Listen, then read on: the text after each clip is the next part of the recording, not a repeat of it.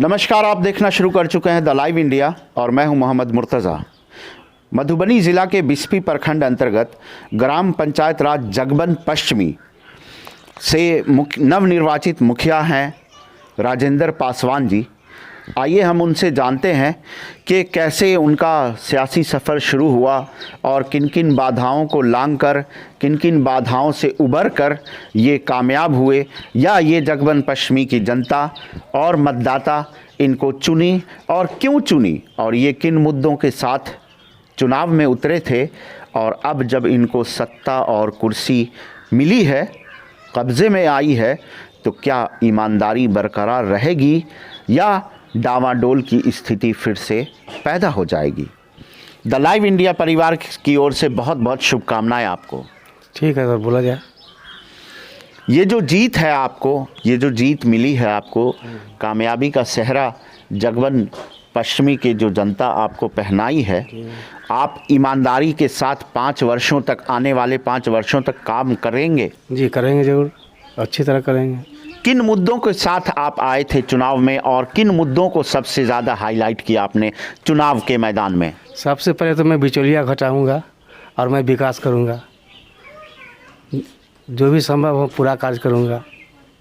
ऐसा कोई काम, ऐसा कौन सा काम था जो आपसे पहले यहाँ के जनप्रतिनिधि थे, जो ग्राम पंचायत के प्रधान थे, उन्होंने आधा अधूरा छोड़ दिया और वो अब आपके कब्ज़े में आ गया, आपके कंधों पे आ गई जिम्मेदारी आपकी? सबसे बड़ी है कि हमारे विलेज में जानीपुर वैसा बस्ती है जहाँ के लोग बाढ़ आता है, थोड़ा ही पानी होता है, भर डार पानी हिल कर जाते हैं।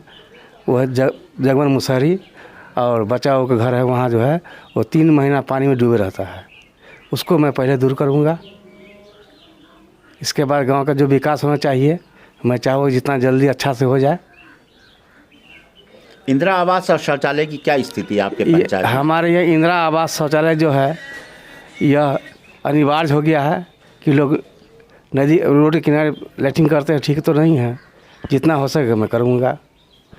तो आपसे पहले जो जनप्रतिनिधि थे वो भी आपके बीच, आपके समाज के थे, आपके द्वारा चुने गए थे, तो क्या उनकी निगाह, उनकी नज़र उन सड़कों पे नहीं जाती थी? नहीं, उनका काम था भर दिन दारू पीना, समझे कि नहीं। काम पर निकाल, वो बिचौलिया के पे फंसे हुए थे, इसलिए विकास वो नहीं कर पाए। तो जो बिचौलिया थे वो भी तो आपके गांव, आपके मोहल्ला, आपके समाज के थे। कल उन दाएं हाथ की तरफ थे और आज आप कुर्सी पे आए तो बाएं हाथ की तरफ आ जाएंगे। देखिए सर, ऐसा नहीं है। देखा गया है वहाँ पर कि जितने भी उसके बिचौलिया के वो कस्टडी में थे, इधर वो होते भी नहीं थे, कि कभी काल गाँव में भी नहीं घूमते थे। हम जब से जीते तो प्रत्येक लोगों से मिलते हैं, उनका राय विचार लेते हैं कि आपका क्या इरादा है, बोला जाए। मैं अभी भी आया हूँ, जो राय विचार लेकर आया हूँ। एस्टीमेट में सबको कह रहा हूँ काम मैं करूँगा। अभी 3 साल से प्रधानमंत्री योजना का जिला जोड़ना था, वो कल से मैं चालू करवा दिया हूँ। देखिए चालू हो गया है। हीरोपट्टी से लेकर ढड़िया गांव तक, मधुबनी जिला से दरभंगा जिला जोड़ना था, वो कल से काम चालू करवा दिए हैं। यही मेरा कहना है। और ये आप जो अब आपको सत्ता नसीब हुआ है और यहाँ की पंचायत की जनता ने आपको कामयाब करने में काफ़ी रोल अपनाया है, तो आप अगले 5 वर्षों तक किन किन कामों को, कुछ मुद्दा हमें भी बता दीजिए और कैसे काम करेंगे? सबसे पहले कि यहाँ वृद्धा पेंशन हो गया, सामाजिक सुरक्षा पेंशन हो गया, लक्ष्मीबाई हो गया, यह सब है। इंदिरा आवास है हो गया, राशन कार्ड हो गया। ये सब को मैं पहले काम करूँगा। प्रधानमंत्री आवास की क्या परिस्थिति है? आपने जैसा आरोप प्रत्यारोप का दौर अब समाप्त हो गया है, अब सारे पंचायत की जनता और जनप्रतिनिधि जो इस चुनाव में कामयाब नहीं हो पाए हैं वो भी आपके हैं और उनके भी मुखिया आप ही हैं, ग्राम पंचायत के हेड हैं आप।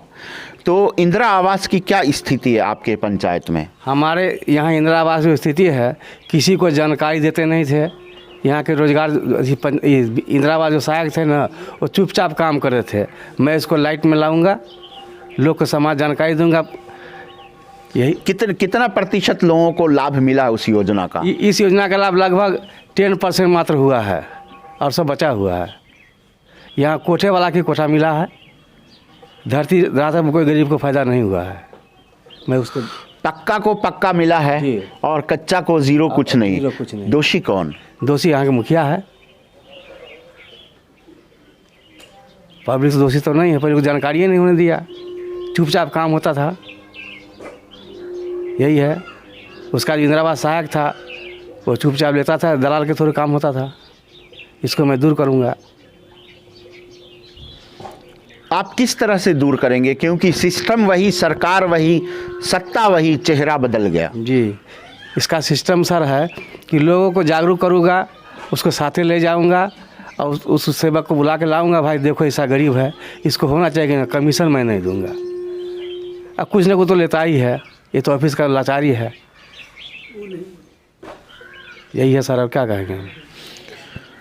और ये बताइए कि इस पंचायत में शौचालय भारत सरकार की एक योजना है, एक पहल है, आप भी जानते होंगे।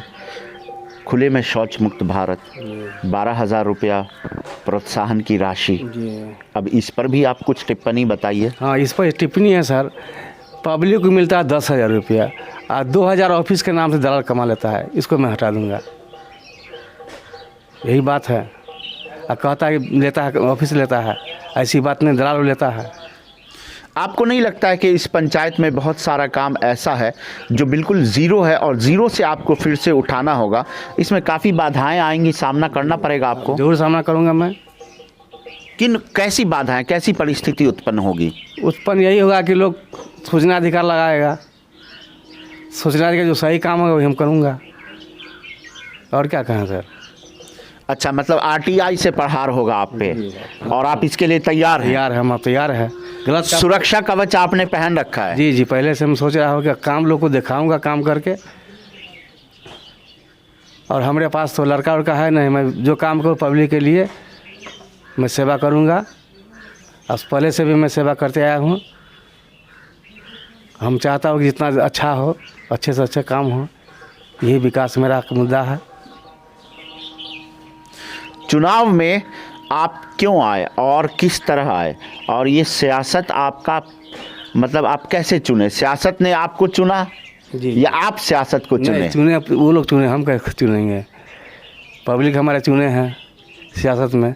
यहाँ लहरे हो गया था, बगल में एक ढड़िया गांव है, उस गांव में भी कभी कोई मुखिया नहीं बना, तो उसका जो लहर पड़ोसी का हुआ ना सर, उसी पड़ोस की हवा आप तक जी हमारे पास पहुंच गया गई। जी। इसलिए जितना आदमी था, मेरा बैगन छाप था, सब समाज यहाँ कभी कोई मुखिया नहीं बना जगमन पश्चिमी में।